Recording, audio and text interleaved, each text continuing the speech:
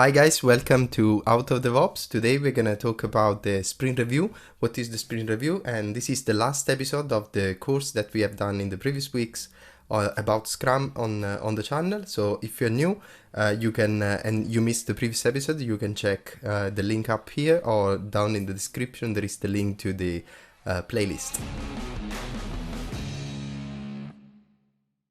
So in the previous episodes, we had a look at the daily Scrum, then we had a look at the Scrum retrospective, the definition of done and definition of ready, and the planning and refinement. So as I mentioned, you can find all the links down in the description or in the playlist. Today instead, we're going to see what is the sprint review. The sprint review is yet another ceremony in Scrum and has the goal to provide direct feedback to the development team from all the stakeholders. So it's a meeting that generally happens at the end of the sprint, before the retrospective, and we're going to talk about this in a second. Happens at the end of the sprint, and in this meeting the team presents the work that they have done, if they have achieved or not their sprint goal, and they must show something that is valuable for the stakeholders. So where they spend the time, how they improve the product, what are the new features, or what they just present the work they've done,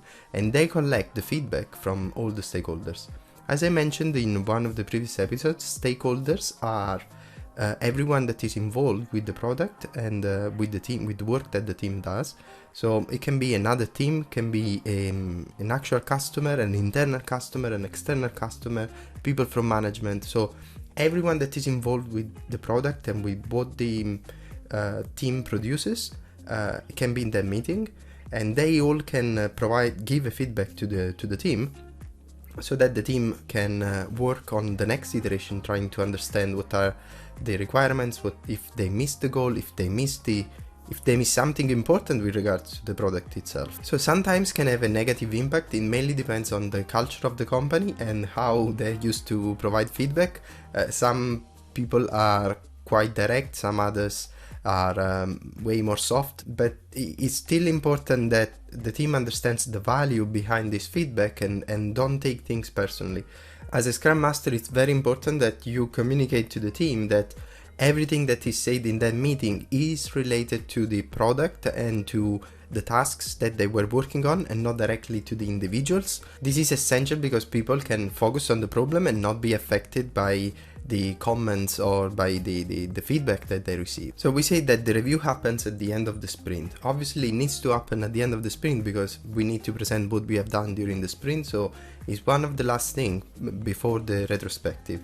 The reason why we have the retrospective after is because we can collect all this feedback and we can discuss internally, so the team can discuss about the feedback they received, if they're happy, they're not happy, how they can make the stakeholders happy in the next iteration. So it's very important that you have these two meetings one after the other, but having it immediately after is not beneficial because people are still processing all the feedback and information. Some of them may be affected more directly by a specific feedback that they took personally. So for me, what works is to have the review at the end of the day. For example, let's say we have our sprint ending on starting on Wednesday and ending on Tuesday.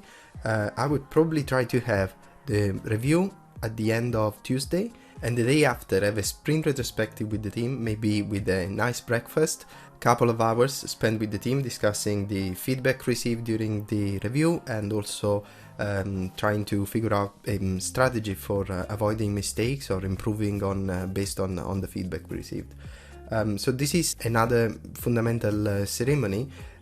Obviously you can shape it in the way you prefer. Most companies forget to do the review. I don't know why, but very often I see people misunderstanding the value of the review and they just don't show up. It's just a meeting sometimes happening between the product owner and management, so it looks like more a status update for management, and this is probably not the best way because you keep the development team outside of the conversation. They don't get any feedback, they don't understand the value, they are outside of the conversation happening with all the stakeholders, and this means that the team is not going to have a good understanding of what's happening outside. So this is it, this is the end of the Scrum course. Obviously, this is a mini course, I'm just scratching the surface. There are many resources outside. Learning Scrum is a process that takes years. You can take certification, you can take whatever you want. I think you need to understand the essence of Scrum by running Scrum, understanding the concept of continuous improvement. One thing I can suggest is this book. I found it quite useful. Is from Jeff Sutherland, one of the founders of Scrum and inventors of Scrum, co-creator of Scrum. It's a nice read, it's also a nice story. There are lots of videos on YouTube that with some anecdotes on his past work. Is very interesting and inspiring at times. So hope this video and this course was useful, and see you soon in the next video. Bye!